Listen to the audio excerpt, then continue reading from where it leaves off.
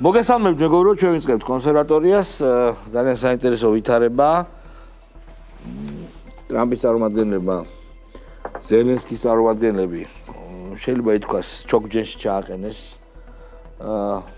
არაბეთში მოლაპარაკებებისას და ზელენსკი თანახმაარი 30 დღიანი ცეცხლის შეწყვეტის შემდეგ რაღაც ზავის დადებაზეს და როგორც ტრამპი ამბობს, ტერიტორიული საკითხებიც განიხილეს, რა უნდა დაუთმოს ზელენსკიმ პუტინს, ასევე განიხილეს ზაპოროჟიეს ატომური ელექტროსადგურის საკითხიც, იმიტომ რომ ამაზე თქვა ტრამპმა, ალბათ სანქციების მოხსნის, სანქციების შემსუბუქების თემებიც იყო და ასე შემდეგ. თუმცა პუტინმა უპასუხა ამ ინიციატივას და ალბათ ტრამპისთვის და ამერიკელებისთვის გაუგებარი, მაგრამ ჩვენთვის საბჭოთა ადამიანებისთვის ყოველ შემთხვევაში ეზოპესენით რომ ვიცით ლაპარაკი, იმათვის გასაგებად უთხრა, რომ я согласен, но есть нюансы. მე თანახმავარ, მაგრამ არის ნიუანსები და ნიუანსებად ძალიან რთული საკითხები დააყენა. მაგალითად 6000 კაცი ალყაში ყავს კურსკის ოლქში და იმათო დავხრიტავთო, ტყვეთ დავიყვანთო, გავუშვებთო, თუ როგორ არისო.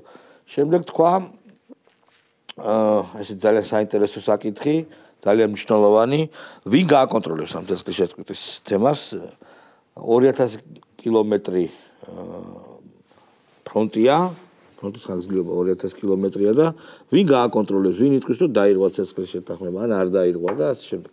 ბევრი საკითხია, რომელიც მოლაპარაკებებს საჭიროებს და თუ პუტინი დათანხმდება ცეცხლის შეწყვეტაზე, რუსეთი ესწრება მაქსიმალურად სათავისოდ მოიგოს. მის თავარი ამოცანა არის, რომ დემილიტარიზებული იქნეს უკრაინა, რეჟიმი ზელენსკის დაემხოს, ანუ არჩევნებით, არავინ აღარ არჩევს ზელენსკის, ვიცით.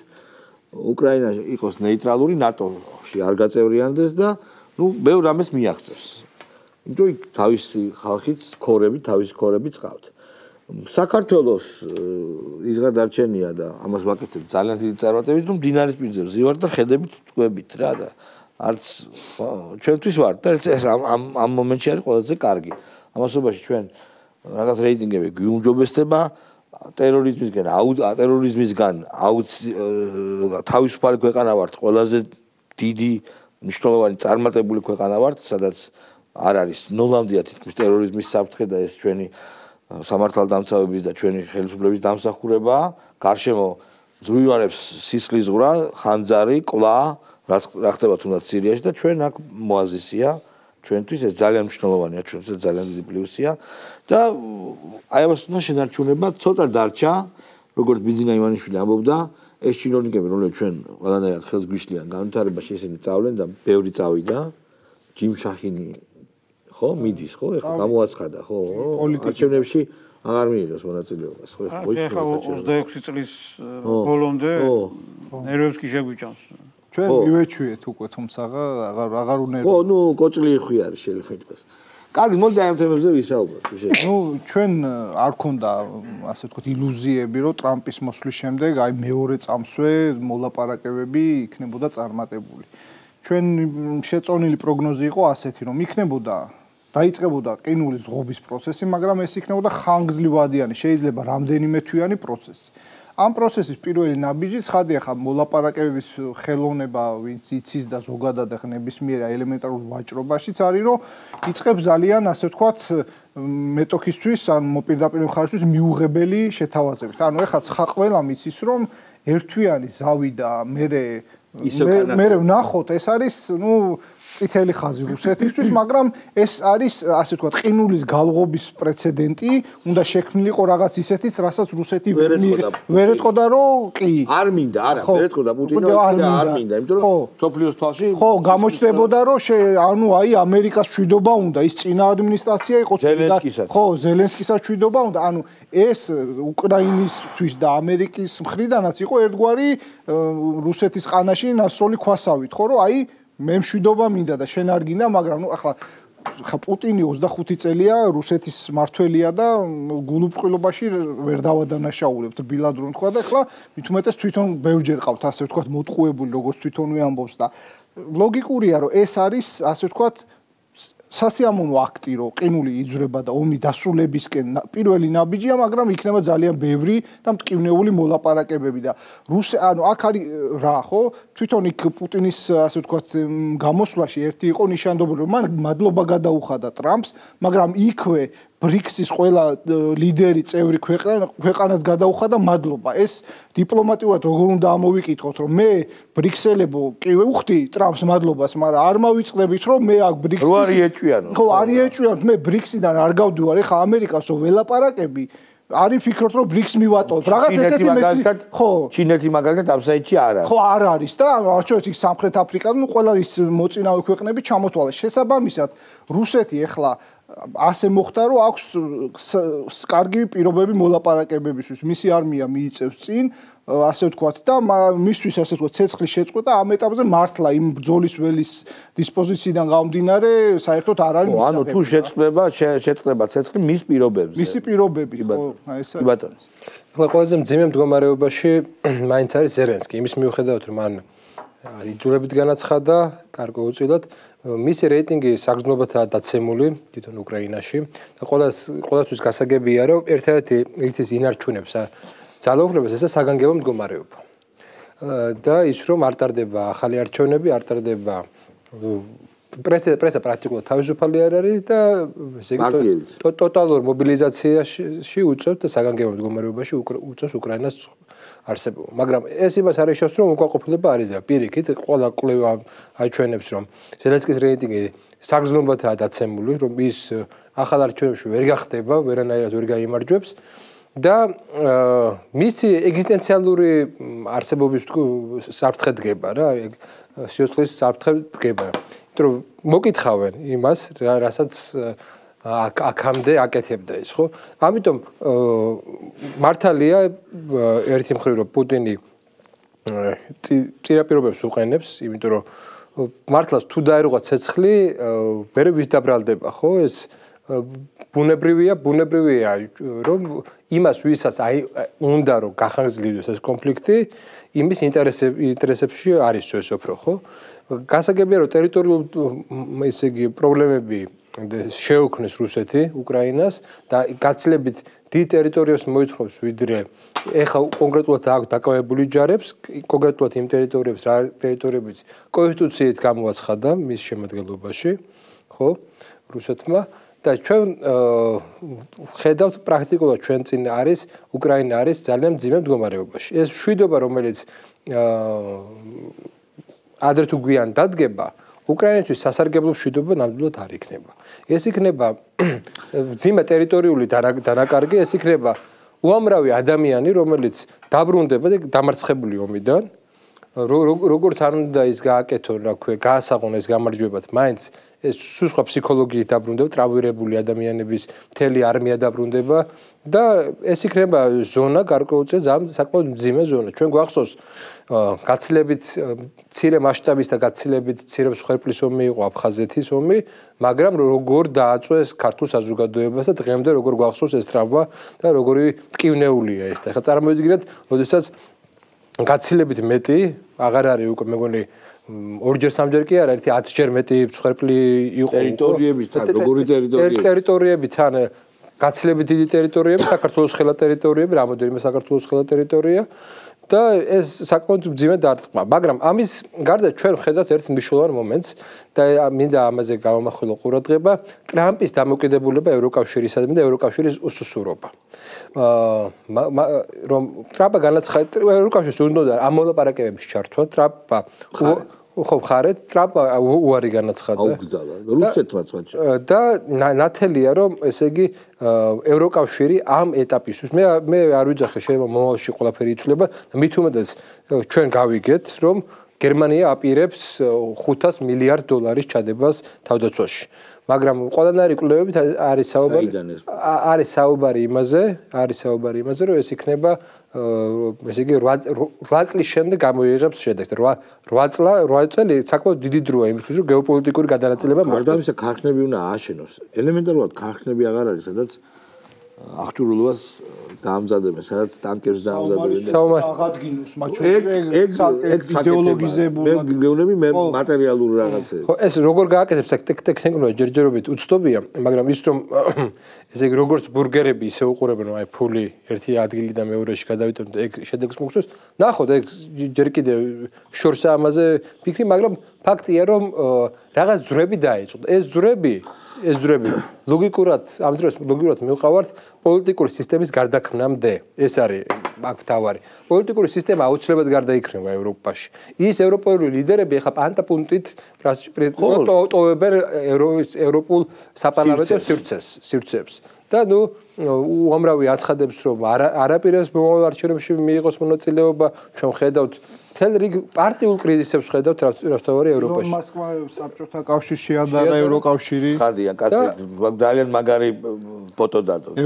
გამგალი და ურულარი და ევროკავშირის ვარსკვლავები გარშემო რა. ბიუროკრატიული გახევების მხრივ გვიან საბჭოთა კავშირის ნამდვილად კი არ შეადარა, არის, ხო ფაქტია. არის რეალურად. ამდენი რეგულაცია. რაც რუმინეთში ხდება, მაგის მეტი მაგალითი ალბათ არ არსებობს.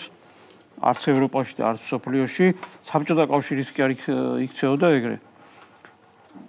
საბჭოთა კავშირის დროს ჩვენ ვიცოდით, რომ გვეუბნებოდნენ, რომ არჩევნებში მონაწილეობა უნდა მიიღო და ხმა უნდა მიცე ამას. დღეს ახლა დემოკრატიის სახელით რას აკეთებენ, წარმოუდგენელია და მე ვფიქრობ, რომ საზოგადოება ამაზე უნდა დაფიქრდეს, რაც მოხდა რუმინეთში. ხო? ეს ნიშნავს იმას, რომ ჩვენთანაც მოხდებოდა აუცილებლად ეს გარდაუვალი, რომ საშუალება ქონოდათ ვეტინგი განეხორციელებინათ და რაღაცა ზედა სტრუქტურებში, სასამართლო ზედა სტრუქტურებში მოსამართლეები შეეძვრინათ როგორმე, ჩათვალეთ, რომ ეს გარდაუვალი, ხო? წარმოიდგინეთ, როგორ დაგეგმილად გააკეთეს ყველაფერი.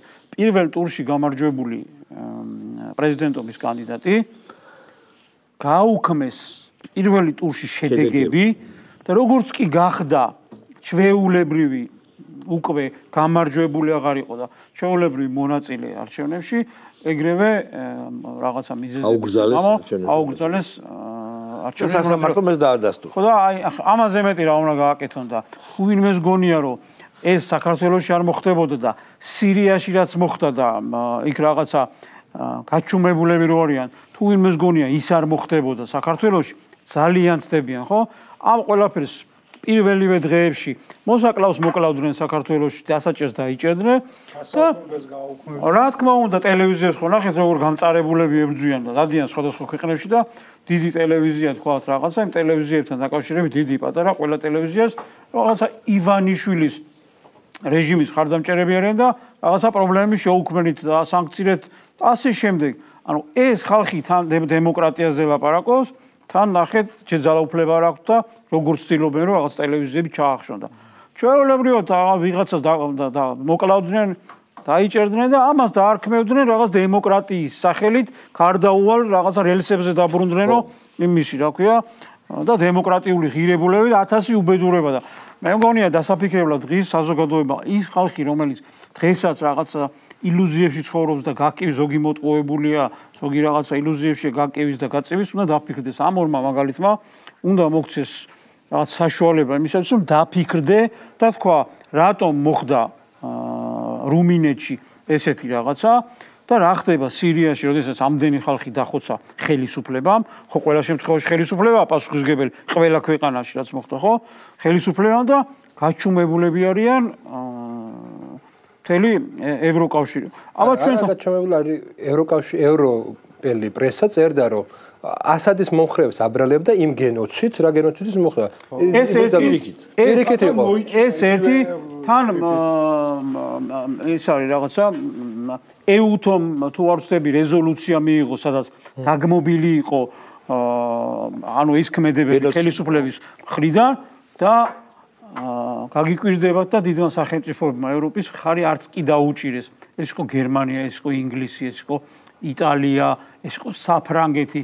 ანუ წამყვანმა ქვეყნებამ ხარიც არ დაუჭირეს იმას, რომ ვინმე დაეგმო იქ მიმდინარე პროცესები. და თქვენ წარმოიდგინეთ ახლა როგორ შეიძლება ნორმალური ადამიანი, რომელიც რაღაცა ლოგიკურად აზროვნების უნარი აქვს და გააჩნია დღეს, ფიქრობდეს იმას, რომ საქართველოში ევროკავშირი მართლაც დემოკრატიას აშენებაზე არის რაღაც გადამდგარი და ფიქრობს და ერთი კაი ბიჭი ხარ ამ მოვლენების გარშემო კვალდაკვალ რაც ხდება მაგალითად იმაში სირიაში აი აქ LGBTQ წარმომადგენელს დაუყვირე თუ ეგრევე რეზოლუცია არ მიიღონ ევროპარლამენტში სად არის ევროპარლამენტი იქ რაც ხდება სად არის ევროპარლამენტი რაც ხდება იმაში რა ქვია რუმინეთში სად არის ევროპარლამენტი და აგერ 21 კაცი დააკავეს ევროპარლამენტარების ისინი რა ქვია თანაშემწეები ქრთამისა და ყალბი დოკუმენტების დამზადების ფაქტზე მიმდინარე გამოძიებაზე დააკავეს ჯერჯერობით მხოლოდ და მხოლოდ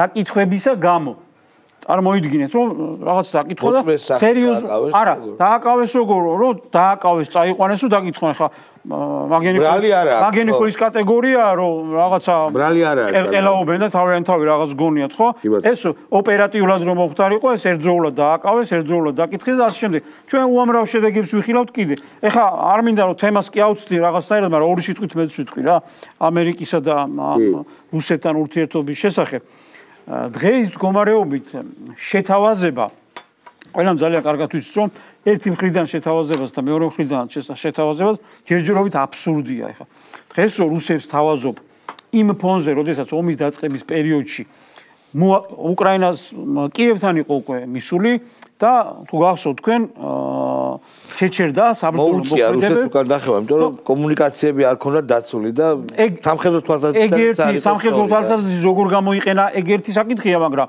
იქ შეთანხმება იყო რომ და ამ შეთანხმების საფუძველზე დაარქვა რუსეთმა ვთქვათ მაგრამ დაიხია და კიდე მოტყუებული აღმოჩნდა როგორც თვითონ ამბობენ კი ბატონო და დღესაც ახლა როდესაც თეთრ ცხენზე ზის ესე დავარქვათ ფრონტის ხაზზე ყველა მიმართულებით აგერ კურსკთან დაკავშირებით რომ რაც გააკეთა გამარჯობა დღეს როგორი სიტუაცია არის იცი აზერბაიჯანისთვის რომ ეხლა დღეს აზერბაიჯანს რო უთხრა სომხეთთან მიმართებაში რაღაცა ტერიტორიებთან დაკავშირებით რაღაცა ზანგეზურის ტერიტორიაზე უარი თქვიო არა და იმასაც თავი დაანებე ანუ რაღაცა დაკავებული ტერიტორია სთან დაკავშირებით ეხა კომპრომისზე და რაღაცებზე ელაპარაკო ხო გამორიცხულია თელი მსოფლიო ფეხზე დადგეს მაინც გამორიცხულია კი მიაღწიეს შეთანხმებას მაგრამ ნუ წარმოიდგინეთ არის შეთანხმება კი ბატონო არა ორივე მხარემ დაადასტურა ძალიან კარგია თუ მშვიდობა დაისადგურებს აგერ ჩვენი მეზობელი რეგიონია ასეთ მდგომარეობაშია დღეს რუსეთი ეხა წინ მიიწევს ფაქტიურად ფრონტის ხაზის ჩამოშლის პირას არის უკრაინელების დამთავრებულია ხო ამას რაღაც უნდა კი ბატონო რომ ხვალ აღუდგინოს ამერიკის შეერთებულმა შტატებმა იარაღების მიწოდება, იქ რაღაც სადაზვერვო ინფორმაციის მიწოდება. ეს დიდ არაფერს არ შეცვლის უკრაინელებისთვის, ბევრი არაფერი შეიცვლება. ცოტა კიდე გახანგრძლივდება ომი, ეგ არის და ეგ. ეხლა დღეს ეხლა რუსეთთან იმის ლაპარაკი რომ შენ 30 დღე, ეხლა ამას თავარსარდალი რაც უნდა კაცო ჩვენ ხვდებით რომ 30 დღის განმავლობაში ამოსუნთქვის საშუალებას მივცემ. როცა უტევს და უკრაინას ის ფრონტის აშენებს მობილიზაციას გააგრძელებს პირას არის კურსკიდან აგერ შეტევაზე გადმოვიდა აქედან შეტევაზე მიდდა დრო ექნება რომ თავდაცვითი ზღუდეების რაღაცა ამოსუნთქვის საშუალებას არც კი მისცემს არამც თუ რაღაცა სხვა ბენეფიტს გადაუგდებს უნდა უყუროთ ასევე ხანგრძლივ პერსპექტივაში იმიტომ რომ ტრამპისთვის არ არის ყველაზე მნიშვნელოვანი და ეგზისტენციური ეს ომი ხო ტრამპისთვის მნიშვნელოვანი არის თავისი ეკონომიკის სანაცია იმიტომ რომ შიდავალი ძალიან დიდია, ძალიან დიდი ფული მიდიოდა ლიბერდებილურ მაიმუნობებში. და მაგალითად ნატოს გენერალურ მდივანთან შეხვედრის დროს კიდევ ახსენა მაგალითად ვოლუნტარისტულად გენერალია რომ მაინც აქვქნაო ეხლა მიწევს არ მინდა მაგრამ ჩვენი უსაფრთხოებისთვის რომ მაინც უნდა წავიღო და რაზეც ვერაფერი ვერ თქვა ნატოს გენერალურ მდივანს რომ დანიელს ნატოს წევრია, მაგრამ თქვა რომ აი ძალიან მნიშვნელოვანია უსაფრთხოებისთვის აქტიკა და ვის შეუძლია რუსეთი არიანო იმ წლებშიო და ვის შეუძლია ყველაზე მეტად აქტიკური უსაფრთხოების უზრუნველყოფა ეს არის მარტო ამერიკის შეერთებული შტატები. სხვას არც ამერიკას, მაგრამ სხვას მით უმეტეს არ ყავს ყინულმჭრელები, რაც ყავს რუსეთს და ჩინეთს. და შესაბამისად ამისთვის ძალიან მნიშვნელოვანი არის სხვა რეგიონებიც. და აღარა აქვს ოსილა რომ რუსეთთან დაპირისპირების პირობებში კიდევ ასეთ ამოცანებს თავი გაართვას იქ პანამის არხით აქვს მოსაგვარებელი, კანადაზე კიდევ ვიზახის გაავთრებით, რომ შტატია ჩვენიო და ევროკავშირთან აწარმოებს საფრანგეთს მაგალითად ალკოჰოლზე 200%-იანი ტარიფი დაუწესა. ეს იმას ნიშნავს, რომ დიდი პრობლემები ექნება საფრანგეთს ამერიკაში საკუთარი ღვინის და კონიაკის და შამპანურის შეტანაზე. რაც პრობლემაა, იმიტომ რომ ძალიან კარგი ბაზარია. მოკლედ არის ჩართული ომებში, მათ შორის ევროკავშირთან ომებში და კიდევ არა აქვს ამდენი ერთი ადგილი, რომ ყველგან მთელ სოფლიოში ეს კონფრონტაციაზე გაიწიოს. რა, ტრამპს სჭირდება ეკონომიკის გაჩანსაღება, ტრამპს სჭირდება თავისთვის სასარგებლო გარიგებები და თუნდაც რუსეთი, რომელიც არ იქნება მის წინააღმდეგი და არ იქნება ჩინეთის ესეთი დიდი მოკავშირე, ხო? ამას მარტივად ვერ ახსენებს. თან ჩვენ თვალთვალ დავინახეთ, რომ ტრამპის ხასიათის თავისებურებები, მოდი პირდაპირ თქვათ, რომ მე აი ფსიქოლოგიურ ჭიდრულში ტრამპი პუტინი შეიძლება ვერაგობით და აი ამ ბიზანტიური ცმიერებით და გამოსtildeებით, უდიდესი გამოსtildeებით პუტინმა აჯობოს, არ არის გამორიცხული, იმიტომ რომ იმას აქვს თავისებურებებია. ამერიკას სხვანაირი ქვეყანა ბევრად მეტი შიდა ძალა არის ანტიტრამპული, ვიდრე რუსეთში ანტიპუტინისტური, რომელიც თითქმის არ არის. მოდი ესე ვთქვათ, პირდაპირ რა, ყოველგვარი მოკიბის გარეშე. ხო და აი როგორ იქნება, რა იქნება, ამას ჩვენ მომავალში ვნახავთ. საქართველოს რომ დავუბრუნდეთ და მინდა ეს საკითხი მაინც საქართველოს ჭრილში ვისაუბროთ, გვდება აქციები, იმიტომ რომ ჩვენ ხედავთ, რომ შვენიერი ამინდია და ამინდის გამოსვლამ ვერანაირი შედეგი ვერ გამოიღო რიცხოვნობაზე. მათთვის დადებითი, ანუ არ გამოდის ხალხი. საოცარია, რომ მაგალითად მიდიან და მივახციეთ იმას, რომ საზოგადოებრივ მაუწყებელში 1 საათიანი ეთერი იქნებოდა. რა სჭირდებათ ეს ეთერი? რატო არის ეს მიღწევა? როცა თვითონ აქვს ტელევიზიები. აი, გავს აბსოლუტურად გაუგებარი მიღწევებია. გადავკეტეთ 40 წუთით, გადავკეტეთ რუსთაველი. და რა? გადავკეტეთ რუსთაველი, ეს არ არის ხო, არაფერი. და პლუს ახლა მოდის ამ ხაშია 5-6 თვეში არის ადგილობრივი არჩევნები. ხო. აი აქ რა ხდება? აპირებენ არჩევნებში მონაწილეობის მიღებას. გახარია? კაცებმა, არაო. გახარია? გახარია ისაც ვერ გავიგეთ, შედის თუ არა პარლამენტში. ხო, ისიც ვერ გავიგეთ. აქაც აბსოლუტურად არა, მაგ ჩვენ მე არ წავაგებ, არა. კივნეული თემა, მიაზიანი გვაქვს დადებულ. ქართული მაგ გახარია. თავი დავანებოთ. გახარიას ვისაუბროთ ოპოზიციურ თემაზე. ან თუნდაც ოპოზიციურ თემას თავი დავანებოთ და აქტივისტებზე ვისაუბროთ. აგერ მეგობრებო, თვითონ ქვეყნის პრემიერმა თქვა ესეთი რაღაც და მინდა გავიმეორო და ლოგიკა მოუწონო, რა რომ აქვთ ახალი აპარატურა. ხაბასდა უკვე. ოფიციალურად შესყიდული კამერები, რომელიც ახდენენ ადამიანის ვინაობის იდენტიფიკაციას. ანუ როგორც კი გზას ხელოვნურად კეტავენ, ის აპარატი იჭერს ადამიანს, რომელიც ამას აკეთებს, მოქალაქეს იდენტიფიცირებას ახდენს და შემდეგ მისდის 5,000 ლარიანი ჯარიმა. და 3-4 თვის მერე ეს ჯარიმა უნდა გადაიხადოს, იმიტომ რომ იქ სასამართლოა, ეს არის დაუშვათ ბიუროკრატიული თემებია, მაგრამ გადახდა მაინც უწევს. შესაბამისად არ უწევს, არავის ეს დაშლა პოლიციური. აი როგორც გითხრა, აი ავიც, რაღაცა ბადე რო გაქვს ჩადებული. თევზების ბადე. და თვითონ რო ეხორხალები და რო ელოდები, უბრალოდ რომ რამდენი იქ შეთოცდება და მე ამოიყვან, ხო? შედარებაა, მაგრამ აი ეს მარტივი თამაშია ძალიან. იმად მარტივი რომ თვითონ ხელისუფლება იძახის ამას რა, რომ ბიუჯეტი ივსება. აი ნახე რა. აი ეს არის აქტივიზმის სიკვდილი. კი, რატო? ნახე, ჩვენ ხო ხშირად გვისაუბრია, რომ იქ აქტივისტების რაღაცა სუყე ნაწილი დადის, ასე ვთქვათ, პონტის გამო. ანუ რას გულისხმობ, რომ აი ვთქვათ, იქ თავისი კურსელი წავიდა, აყვა ფეხის ხმასა და შესაბამისად და არის ასევე ეს ზომები არის მათი რევოლუციური მედეგობის გამოცდა, რომ შენ თუ ესეთ რუს რეჟიმს ებრძვი და რუსული რეჟიმი უნდა დაამარცხო, როგორც ისინი უწოდებენ. რა 5,000 ლარი კი არა, ხალხის სიკვდილზე უნდა მიდიოდეს და რაღაცა, ხო? ანუ ეს არის გამოცდა, რომ ეხა ადრე როგორ იყო ის, ანუ ამათვის იყო რა, რომ გავალთ, ვისვრით იქ რა ვიცი, ხლაპუშკები, დავწვათ პოლიციას, ყველაფერს ვიზავთ და ნუ მე პრეზიდენტი შეგვიწყალებს მაგალითად, ხო? ანუ როცა დაუდგება, რომ შენ თუ იზავ არასახელმწიფოებრივ ზომას 5,000 ლარიანი ჯარიმა მოგივა და აუ თუ ესეთი ნათელი მიზანი არის 5 რაღაცა ხო იმ 5,000-ასაც გადააბიჯებენ, მაგრამ მე როგორც ვაკვირდები ამ კონტინგენტს დასაკარგი აქვს არის რაღაცნაირი საშუალო კლასის ერთი სეგმენტი, რომელმაც შეიძლება თავი არ შეიწუხოს რაღაც ნაწილმა, ან იქ სტუდენტებმა, რომელიც დაფიქრდება, ხო, აი რისთვის ვკეტავ გზას, ანუ რა არის ჩემი აზრი, რომ რის გამო. ან ხო ჩვენ ვაკვირდებოდით, რომ მაგალითად 2 წლის წინ რამდენიმე 10,000 გამოვიდა, ბევრი არა, მაგრამ მაინც იმისთვის, რომ NGO-შნიკების ხელფასები აიღოთ. ანუ რაღაცა სეგმენტი გამოიყვანეს იმის გამო, რომ აი ხელფასი უნდა აიღოს NGO-შნიკებმა და არ უნდა ჩაწერონ იმაში. ანუ ამის გამო რომ გამოსვლადი ხარ და რაღაცა სისულეების გამოკეტავ გზას. რა თქმა უნდა, შენ დაგიწესებენ თამაშს და აქ გამოჩნდება შენ იმ ნათელი იდეის ერთგული რამდენად ხარ, როგორცაც ქვია, ეგრეთ წოდებული რუსული რეჟიმის დამხობა. ძალიან მარტივია. ბატონო. ხო, მე მგონია ეს ბევრი მიზეზის გამო უკვე დაღმავლობა რა, მე მგონი აღარ არის სერიოზული ძალა.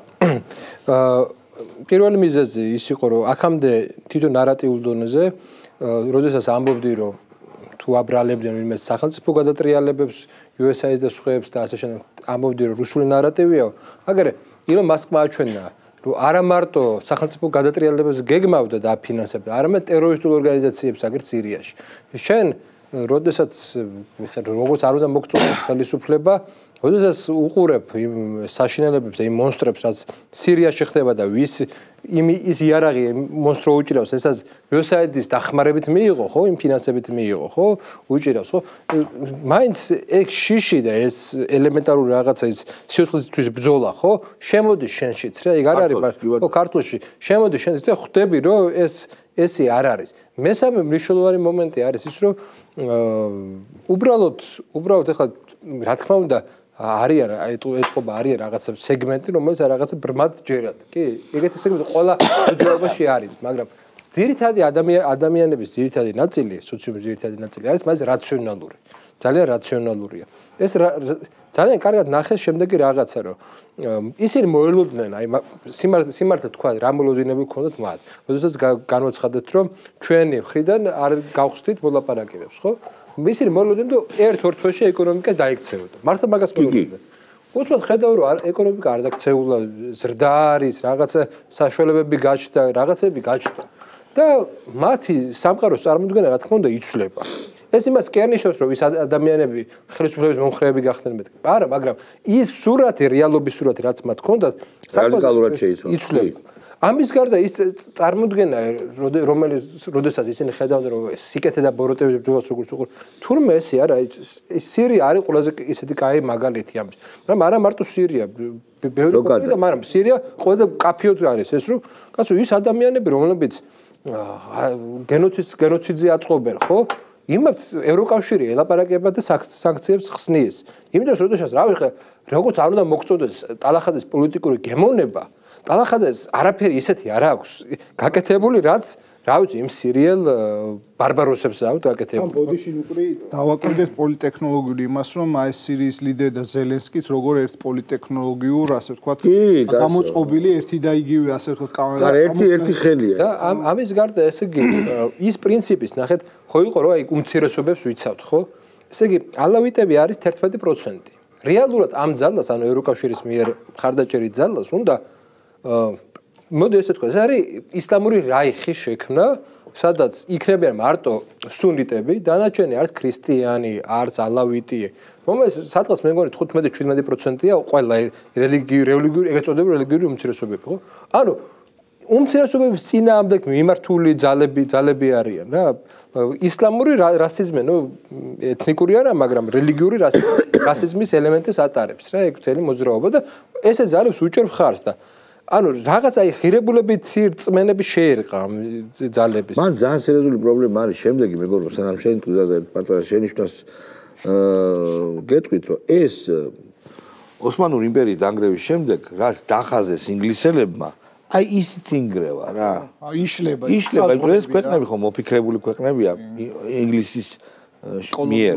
ხო, ეს ქვეყნები არ არის ის ქვეყნები, რომელიც არსებობდა წარსულში. ეს სხვა ქვეყნები წარსულში არსებობდა. ეს საზღვრებს არ ემთხვევა. ხო, ან წარსულში არსებობდა სპარსეთი, ოტომანების იმპერია, იყო 600-700 წელი და ამიტომ ესეც მნიშვნელოვანი საკითხია, როგორ დაალაგდებდა რანაირად, თქოთ.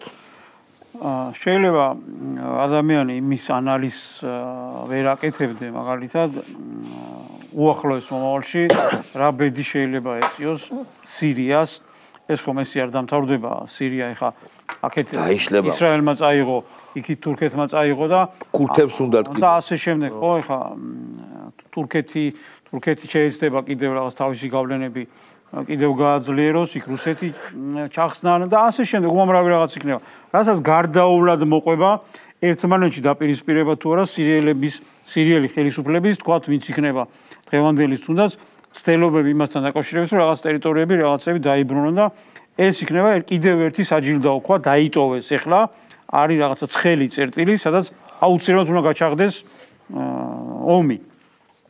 ამის დასკვნას რომ ვერ აკეთებ, გავანებოთ თავი, მაგრამ იმას ხომ მაინც უყურებ დღეს რა ხდება. ანუ გამოდის ხელისუფლება, ვისაც უნდა იმას კლავს. ამასთან დაკავშირებით არავის არაფერი არ ენაღვლება. შენ ქვეყანაში უყურებ როგორ არიან წეღანას ხომოდი, ხო?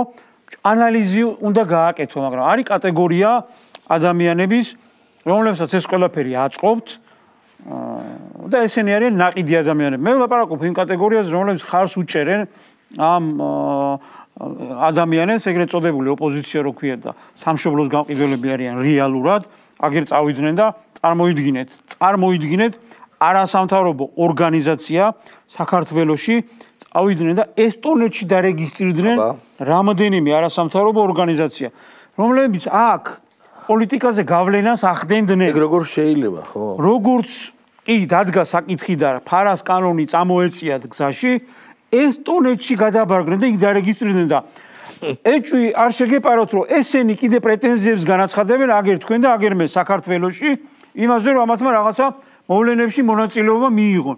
რა მნიშვნელობა აქვს ხა გვარითა და სახელით ქართველი რომ ხარ, გაძლევს ეს იმის უფლებას, რომ შენ საქართველოში რაც გინდა ისაკეთო? არა. ეგრე აგერ ბატონო რუსეთშიც არიან ქართველი გვარისა და სახელის ვიღაცა ბიზნესმენები, პუტინის კართან დაახლოებულებიო ეძახიან, აგერ ეხა სტიქია რო იყო ფულების გადმორიცხვის იმ ხალხმა, მაგრამ აბა კარგი ბიჭები არიან, ვიღაცამ თქვა საქართველოში რაიმე პრეტენზია განაცხადოს, რომ რაღაც ან არასამთავრობო ორგანიზაცია უნდა ამ პოლიტიკაში შემოხედოს, ხო? და ნახეთ რა ამბავს ატეხენ, მაგრამ ესენი ფიქრობენ, რომ ამათ აქვთ უფლება. ესტონეთში იყვნენ, იმიტომ რომ საქართველოში რო იყვნენ. ხო, ესტონეთი ხო კარგია და ის ხო ცუდი პრიორი.